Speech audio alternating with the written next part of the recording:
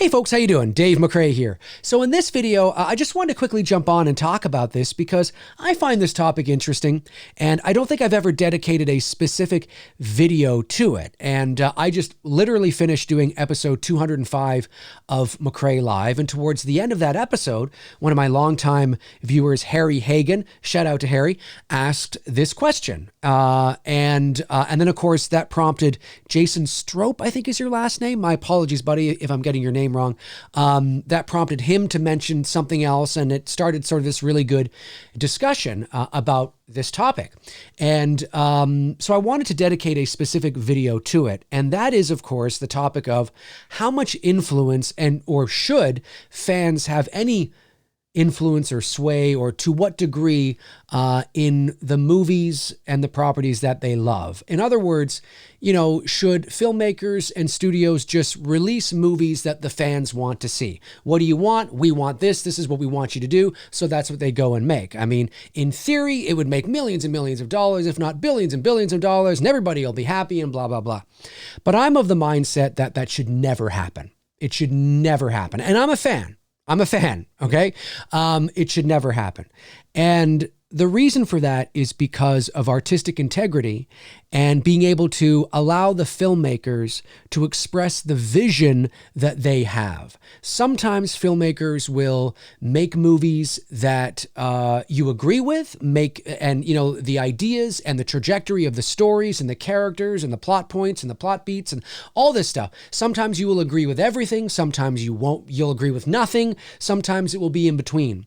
But it's very important that the filmmakers have the creative freedom, and sometimes they do get into, butting of the heads with the studios, but it's so important that the filmmakers are allowed to make the movies they want to make, that they are allowed to tell the stories they want to tell, even if that means that it doesn't specifically align with what you want as a fan or what you think they should do as a fan.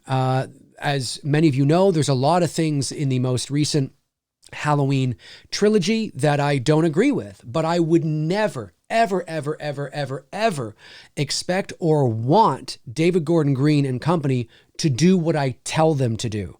If it's not organic, right? If they don't feel passionate about it, if they don't feel excited about my ideas and what I think they should do, I don't want them to do it. I don't want them to do it because where does it end, right? Where does it begin and where does it end? And what fans do you listen to? Just because fans are loud doesn't necessarily mean they are the majority of fans. And just because a lot of fans want this doesn't mean all fans want that, right? So listening to fans and what they want should never be a prerequisite for making a movie. Now, like I said, sometimes you will have fans that will make movies that do align with what you want. And that's not because they listen to you necessarily. It's because the people making the movies are also fans and you just align with what you want, right? Filmmakers can be fans too. They're human beings, right? And sometimes they're like, hey, dude, you know what? We should totally do this. And it just so happens to resonate and coincide with what a lot of fans out there want, right? But it can also be the opposite too. But it's so important that filmmakers have the ability to express themselves creatively through the writing and the characters and the trajectory of the stories and the franchises that they're excited about. Because the second you start listening to the fans and what the fans want, it isn't necessarily what's best for the story or what's best for the trajectory of, the characters and, their motivations and all that kind of stuff. Are there fans out there that do understand story structure and, 3 acts and cinematic language and 100%?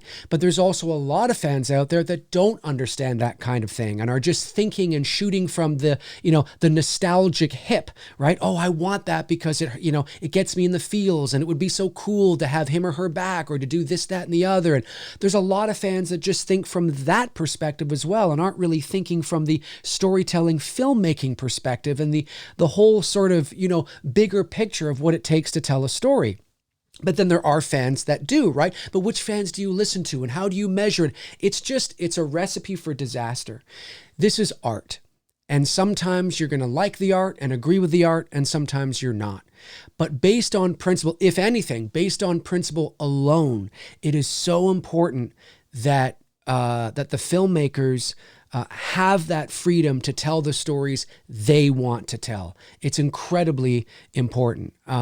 So I just wanted to mention that and get that out there because I feel very passionate about it. I feel very strongly about it. And it's not that fans can't have a sway. I know that the hashtag release the Snyder Cut, is often used as an example. And I usually come down pretty hard on it on the other side that it, oh God, you release the Snyder Cut, blah, blah, blah. But it's only because, I'm looking at it from the business side of things. There's no doubt that hashtag release the Snyder Cut had an effect, right? Your voices were heard. You rose up. This is what we want. This is what we want.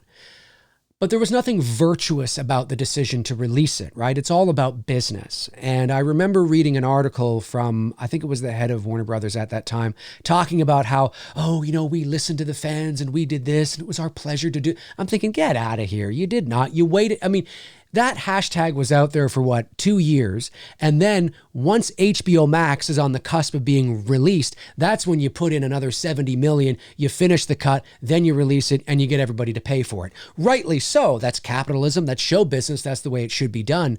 But there was nothing virtuous about them doing that. They wanted to make money and they wanted to, use the Snyder Cut as the catalyst to get you to sign up to HBO Max, right? So, I'm like, okay, yes, but it's not like they really, because if that were the case, I just would have done it and handed it to you for free, right? Because you deserved it. So I tend to come down hard on that. But yes, there's no doubt that fans had influence there to a certain degree.